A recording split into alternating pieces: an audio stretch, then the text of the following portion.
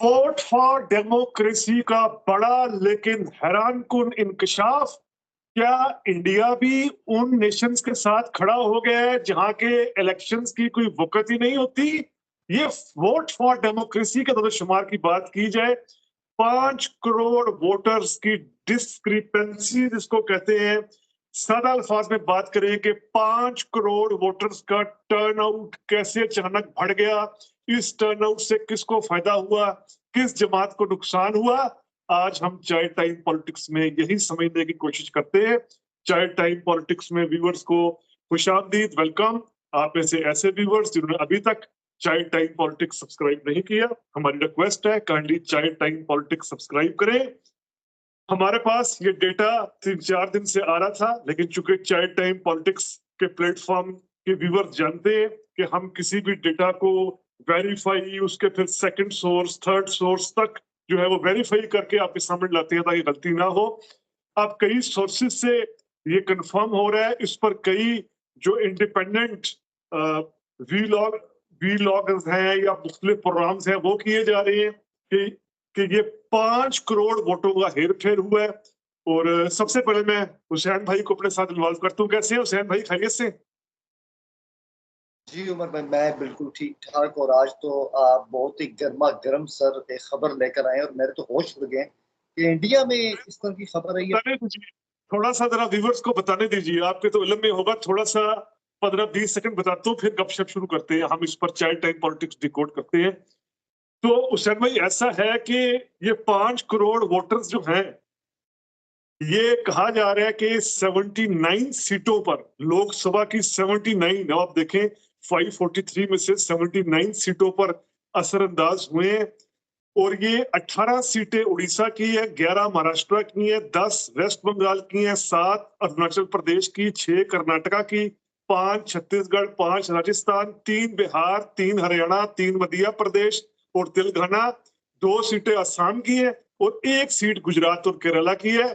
अब ये हुआ ये है हुसैन भाई की इन 79 सीटों पर जो शुरू के फेजेस में दिया जा रहा था, इब्तिदा में वोटिंग के फौरन बाद जो टर्न आउट कहा जा रहा था, उसमें ड्रामाई तौर पर इलेक्शन कमीशन ऑफ इंडिया इजाफा कर देता है, टर्न आउट इतना नहीं इतना है। मिसाल दे दूंगा, पहले टर्न आउट बताया गया 50, तो फिर हैरत अंगेज तौर पर कह दिया गया कि टर्न आउट तो 62-63 था। अब इससे हुआ क्या है, ये जो 5 करोड़ वोटों की हैंकी बैंकी है, इसने 79 सीटों को मुतासिर किया। और हुसैन भाई, सबसे बड़ी दिलचस्प बात यह है, 79 सीटें इंडिया अलायंस ने हारी है। इंडिया अलायंस ने हारी है, अब एनडीए ने जीती है 7 सीटें।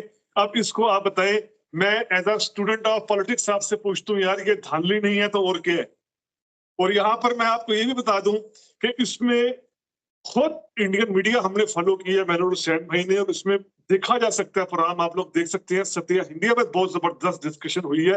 और उसमें कहा गया कि यार ये तो हमें उस सफ में खड़ा कर दिया जैसे पाकिस्तान और बांग्लादेश में होता है, जहां इलेक्शन फेयर का कंसेप्ट हर किसी को पता होता है, नहीं है जैसे रशिया में होता है, जैसे दुनिया के बाकी मुल्कों में एक एक शैम इलेक्शन, या लैटिन अमेरिका या अफ्रीका के मुल्कों में इलेक्शन होते हैं। ये वो धब्बा पड़ा है हुसैन भाई। तो मैं तो ये बड़ा सोच रहा था यार, ऐसा तो इंदिरा गांधी ने भी नहीं किया यार, इमरजेंसी हटाने के बाद इंदिरा गांधी ने भी ऐसी धांधली की कोशिश नहीं की। मोदी ने तो यार ये एक लिहाज से इंडिया की नई हिस्ट्री रकम की है, इलेक्शन कमीशन को साथ मिलाकर 79 सीटों को इस तरह लूटना, इस तरह इनका वोटर्स का हक छीन लेना। आप तक क्या तबसरा करेंगे इस और भाई, जो आपने बातें कही है ना, वो तो रोंगटे खड़े कर देने वाली। क्योंकि मैं यही कहूंगा, आप कह रहे हैं ना कि ऐसा इंदिरा गांधी ने नहीं किया, तो मैं सोच रहा था यार, आखिर हमारी याददाश्त में वो कौन से भारतीय चुनाव है जहां पर इतना हाहाकार मची हो, इतना शोर मचा हो, बेजाब्तियां होती हैं, वॉयलेंस के वाकयात होते हैं, लेकिन वोटिंग पे, इलेक्शन कमीशन पे कोई आवाज नहीं उठाता। यही तो इनकी क्रेडिबिलिटी थी, यही तो इनकी साख थी कि 97 करोड़ रजिस्टर्ड वोटर है इनके पास। इस सिस्टम को सब मानते हैं। लेकिन ये तो सर एक बहुत बड़ा ब्लैक स्पॉट आ गया, स्पेशली जो आपने कहा ना कि ये 79 सीटें इंडिया अलायंस हार गया था। तो ये तो बहुत बड़ा गेम चेंजर हो सकता है। और जो आपने बताया, जिन रियासतों का आपने जिक्र किया, हरियाणा भी है इसमें, जनाब कर्नाटका भी है, अरुणाचल, वो बिल्कुल जो बिल्कुल एक मशरकी स्टेट है, यानी पूरे इंडिया के 15 स्टेट्स। पूरे इंडिया के ऑलमोस्ट कोने कोने में ये सारा हुआ है, जो 89 सीटों का मसला सामने है। तो उमर भाई, आप इसको डिस्क्रिपेंसी कह रहे हैं, ये तो फिर यार हमें वो बता देना चाहिए खुल के कि ये डिस्क्रिपेंसी लग रही है या ये रिगिंग है। इस बात का फैसला होना चाहिए सर। देखिए, मैं जरा सोबर लफ्ज यूज कर रहा हूँ। अगर मैं खुलकर यूज करूं तो ये तो वोटों की डकैती है। वोटों के साथ जो है वो डकैती डाली गई है। और आपने बड़ा अच्छा एक हवाला दिया, मेरा जहन चला गया। आपको याद होगा, इंडिया के इलेक्शन में बूथ कैप्चरिंग होती थी, खास तौर पर ईवीएम आने से पहले, इलेक्शन वोटिंग मशीन आने से पहले वहां पर ना बूथ कैप्चर होते थे। पूरी ये मैशियत होती थी, पूरा बिजनेस होता था बूथ कैप्चरिंग का। ये खुद इंडिया के रूलर्स ने अपनी किताबें जो लिखी हैं, आई के गुजराल ने किताब लिखी, उसमें उसने हवाला दिया है कि यार बिहार में और ऐसी स्टेट्स में बकायदा लोगों का बिजनेस होता था। उम्मीदवारों से आकर रब्ता करते थे, जी आपके लिए बूथ कैप्चर करने हैं। बूथ कैप्चर करने का मुराद ये कि वोटिंग मशीन से पहले आप कोई बूथ कैप्चर कर ले और वहां पर अपनी पसंद के जो है वो पार्टी को इस तरह मोहरे लगाना शुरू कर दे। तो अब बूथ कैप्चरिंग तो उस तरह के वाकयात नहीं होते, लेकिन इलेक्शन कमीशन को इस तरह साथ मिलाकर यार 79 सीटों पर 5 करोड़, जैन भाई मजाक नहीं है। 5 करोड़ वोटर्स जो हैं वो इस तरह मजाक नहीं। और उमर भाई, ये देखें ना कि ये आप भी जानते हैं, मैं भी जानता हूँ, इलेक्शन नाइट जब रिजल्ट थे उससे एक दिन पहले भी, इलेक्शन डे के दिन भी और उसके बाद भी हम यही कह रहे थे यार कि कांग्रेस यानी इंडियन अलायंस ने फाइट की है और 235 तक गए हैं, 234-35 तक गए, कोई इतना इतना फर्क नहीं है मतलब एनडीए का और उसका। लेकिन अब इन 79 सीटों को देखें तो क्या पता कि कितने ड्रामेटिक किस्म के रिजल्ट सामने आने हो और उसको कैसे बदल दिया है। बट अफसोस यही बात है सर कि एक ऐसे मुल्क में जहाँ जमहूरियत सबसे बड़ी जमहूरियत है, वहां पे इस तरह की धुंध पड़ जाए, ये तो बात हजम करने वाली नहीं है। अच्छा सर, में इसमें मैं आपको एक और बात बता दूं कि ये जो वोट फॉर डेमोक्रेसी की रिपोर्ट आई है, ये तो खैर अभी 3 4 दिन पहले आई है। लेकिन आप यकीन करें कि जब जैसी वहां फेजेस की काउंटिंग, फेजेस के जरिए वोटिंग हो रही थी और इलेक्शन कमीशन बताता था कि जी वोटिंग परसेंटेज क्या है, और फिर आखिरी फेज आने तक जब बताया गया कि परसेंटेज ये चल रही है, इस फेज की है, इस फेज की है, आप यकीन करें बड़े कई इंटेलेक्चुअल लोग जो किसी एक पड़ले की तरफ अपना रुझान नहीं रखते, वो भी सवालात उठा रहे थे यार कई रियासतों को, स्टेट्स को लेकर। ये क्या वजह है यार? जब पोलिंग खत्म हुई थी तो इलेक्शन कमीशन कह रहा था कि 51% टर्न आउट रहा है, लेकिन फिर 2 3 दिन बाद बताया जाता था टर्न आउट 61 62% है।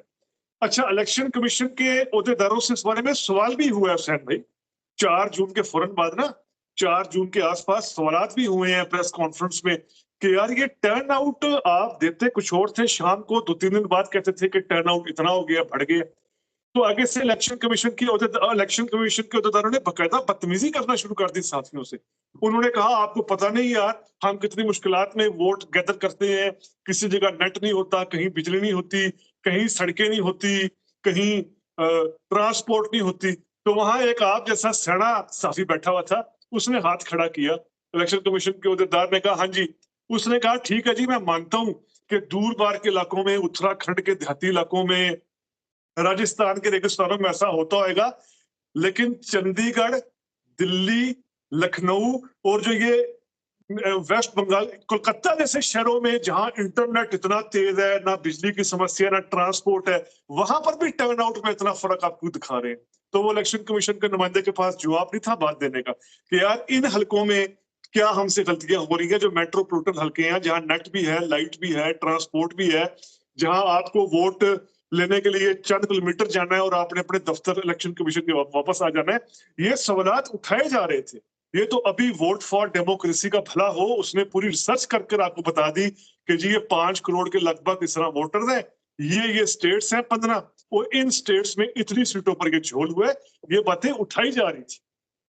मेहरा भाई, यहाँ आपसे दो सवाल हैं। आप जितना भी आज इस हवाले से सामने आया, क्योंकि आपकी गहरी निगाह रही है, तो मैं आपसे पूछना चाहता हूँ कि इस रिपोर्ट को क्या अभी तक चैलेंज किया गया है ईसीपी की तरफ से कि ये बेबुनियाद है, ये फैब्रिकेटेड है, या ईसीपी अभी तक खामोश है? और दूसरा अहम सवाल, सर आपको क्या लग रही है, ईसीपी की बेज़ाब्तगी है, उनकी इंतजामी गफलत है, या आपको उसके पीछे पूरा हुकूमती जो एडमिनिस्ट्रेशन है वो भी आप फील कर रहे हैं, जो आपने देखा है, जो आपने पढ़ा है आज, कि कहीं ना कहीं इस इमाम में वो भी कहीं ना कहीं नंगे दिखाई दे रहे हैं? आपकी गट फीलिंग क्या कहती हुसैन भाई, इसमें मेरी गट फीलिंग की बात नहीं है, इसमें जो इंडिया की इंडिपेंडेंट वॉइसेस है ना, वो शुरू से ही ईवी इलेक्ट्रिकल वोटर मशीन को लेकर शुरू से ही बहुत से खदशात का इजहार करती आई हैं।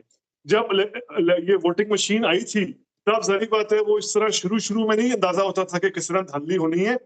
उसके बाद इन लोगों ने काफी ज्यादा जानकारी दी है अपने वीलॉग्स में कि यार वोटिंग मशीन से इस तरह धांधली हो सकती है। हुसैन भाई, बहुत ज्यादा क्वेश्चन है, मैं व्यूअर्स से भी करता हूँ, कमेंट्स में जवाब दे। क्या वजह है कि जर्मनी जैसे मुल्क ने इस पर पाबंदी लगा दी है?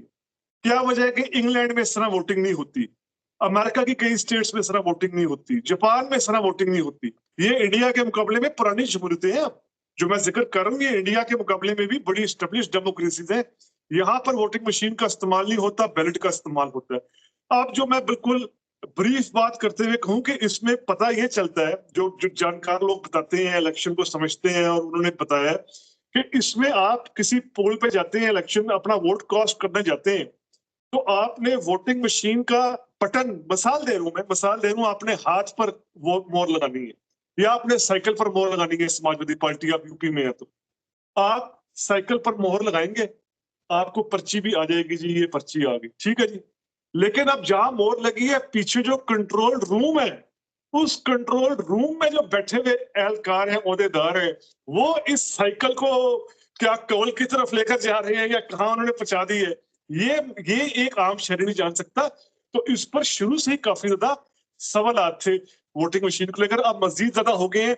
इसमें हुसैन भाई, आप जो आपने कहा, अभी तक जब हम वीलॉग रिकॉर्ड कर रहे हैं, इलेक्शन कमीशन का वाज़ेह तौर पर एलानिया मौक़िफ़ सामने नहीं आया, लेकिन इंतजार किया जा रहा है किसका? इंडियन सुप्रीम कोर्ट का। इंडियन सुप्रीम कोर्ट का, बल्कि आपको शायद, अगर आपने सुना है तो फिर हैरत नहीं होगी, लेकिन मुझे सुनते हुए हैरत हुई थी कि सत्या हिंदी के प्रोग्राम में कहा जा रहा था जी, जिस तरह फिर पाकिस्तान की अदालतों को करना पड़ता है इंटरवीन के, इलेक्शन फेयर है नहीं है, अब क्या यहाँ भी इस तरह करना पड़ेगा सुप्रीम कोर्ट ऑफ इंडिया को दिखाने के लिए कि यार ये इलेक्शन फेयर है या नहीं है? मामला यहाँ तक आ गया है। तो इंडिया में इक्का दुक्का सीटों को लेकर या चंद दर्जन सीटों को लेकर तो सना सुप्रीम कोर्ट या अदालतों के अंदर मामले जाते रहे, लेकिन 79 सीटों के 5 करोड़ लोगों के वोटों की डिस्क्रिपेंसी का मामला, 5 करोड़ लोगों की वोटों का सारा मामला ये चला गया, तो ये बहुत बड़ा इशू बन सकता है, बहुत बड़ा पॉलिटिकल इशू बन सकता है। अच्छा उमर भाई, आपको नहीं लगता कि शायद अभी ये थोड़ा सा प्री मैच्योर है, इसलिए हम अभी इस पर की बात कर सकते हैं? आपको नहीं लगता कि सरे दस शायद इस मसले का हल यही है, जबकि ये मसला कोर्ट के सामने जा चुका है, कि इन 89 सीटों पर दोबारा से इंतखाब किया जाए, बजाय इसके कि सारे इलेक्शन को कालेदम करा दिया जाए? मुझे पता है ये कब्ल इस वक्त है, लेकिन फिर भी हम एक हाइपोथेटिकल सिचुएशन के ऊपर बात कर रहे हैं। नहीं, अगर आप मेरे से सवाल पूछ रहे हैं, पहली बात है अभी सुप्रीम कोर्ट का आया नहीं है, अभी वेट किया जा रहा है सुप्रीम कोर्ट की तरफ से। अगर कोई इस तरह का होता है हुसैन भाई, फिर तो 79 सीटों पर इलेक्शन का मामला पीछे रह जाएगा। फिर तो ऑल ओवर इलेक्शंस की सैंक्टिटी पर, ऑल ओवर इलेक्शन की शफाफियत पर, न्यूट्रल अप्रोच पर इलेक्शन कमीशन की सवालात उठेंगे, जिस पर पहले ही बहुत ज्यादा सवालात हैं। आप 4 जून से पहले यार राहुल गांधी की, ममता बनर्जी की, अरविंद केजरीवाल की, अखिलेश यादव की, लालू प्रसाद यादव उनके बेटे की, इन सब की प्रेस कॉन्फ्रेंस सुन रहे हैं यार, इलेक्शन कमीशन पर किस तरह के इल्जाम लगाते रहे हैं यार। आपको पता है अखिलेश यादव को अपनी सीट कन्नौज खुद जाकर बचानी पड़ी है, दोपहर को वोटिंग हो रही थी, इनको खुद अपनी सीट जाकर बचानी पड़ी है, और उन्होंने कहा है इलेक्शन कमीशन का सारा अमला साथ मिला हुआ था, बिका हुआ था, मैं खुद अपनी कार लेकर गया, जगह जगह मैं पोलिंग बूथ पर कन्नौज के इलाके यूपी में रुका, वहां जाकर मैंने अपने वोटर्स को तसल्ली दी, तो मेरे वोटर्स ने फिर वोटिंग यहाँ पे इस्तेमाल किया। तो इलेक्शन कमीशन की साख पर तो पहले ही बहुत ज्यादा सवाल उठ रहे थे, इस रिपोर्ट आने के बाद सवाल मजीद बढ़ जाएंगे।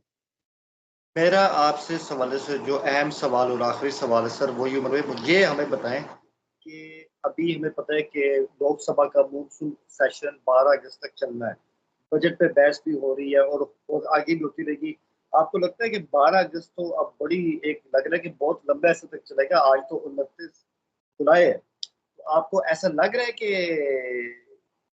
बजट भी पीछे रह गया। ये तो ऐसा मुद्दा है कि 12 अगस्त तक राहुल गांधी और इंडिया अलायंस वाले जिस तरह तैयार होके आएंगे, तो मैं समझता हूँ कि लोकसभा बहुत ज्यादा गर्मा गर्म होने वाली है। जैसे कि हमने स्टार्ट में कहा था कि इस दफा ये जो पार्लियामेंट बनी है, ये कोई वैसी पार्लियामेंट नहीं होगी जहाँ चुपचाप हर काम हो जाएगा। ये तपती रहेगी, और इस मौके के बाद तो ये बहुत तप चुकी है। ये एक सवाल। दूसरा और आखिरी वन लाइनर, अभी तक आपको हुकूमत की सफों में क्या वाइब्स क्या आ रही है जब से ये चीज सामने आई है? हुकूमत डिफेंसिव पर है, हुकूमत खामोश है, जवाब देने की तैयारी कर रही है, या क्या है? नहीं, आपके आखिरी सवाल का जवाब पहले कि हुकूमत तो वहां की सारा अ, मलबई इलेक्शन कमीशन में डालती है ना। वो कहती है हमारे पास तो पावर थी नहीं, इलेक्शन कमीशन के पास पावर थी, इलेक्शन कमीशन जाने उसका काम जाने, उससे जाकर पूछें। दूसरी आपने बात की वो बड़ी अहम बात है हुसैन भाई। मुझे लगता ऐसे है कि अभी जो इंडिया अलायंस के लीडर्स हैं लोकसभा में बैठे हुए, इनमें राहुल गांधी, अखिलेश, मोहन मित्रा और ऐसे लीडर्स को मैं कह रहा हूँ जिनकी तकरीरें ज्यादा हो चुकी हैं, ये मुझे लग रहा है कि फिलहाल टफ टाइम तो देना चाह रहे हैं मोदी सरकार को। मोदी सरकार के स्कैम सामने लाना चाह रहे हैं, टफ टाइम देना चाह रहे हैं, बजट के अंदर लूट होल्स का जिक्र करना चाह रहे हैं।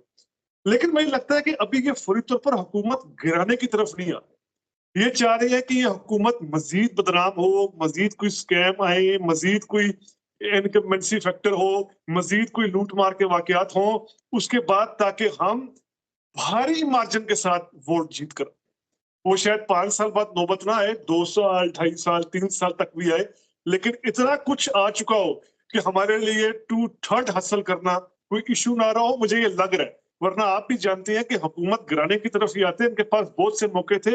ये इटसेल्फ एक बहुत बड़ा मौका है कि 79 सीटों पर आप सवालात खड़े कर दो।